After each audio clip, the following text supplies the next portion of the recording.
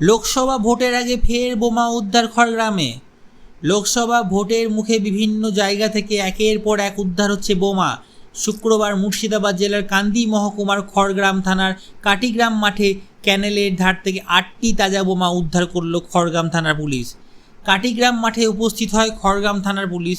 লোকসভা ভোটের মুখে কে বা কারা বোমাগুলো রেখেছে সেই বিষয়ে তদন্ত শুরু করেছে খড়গ্রাম থানার পুলিশ।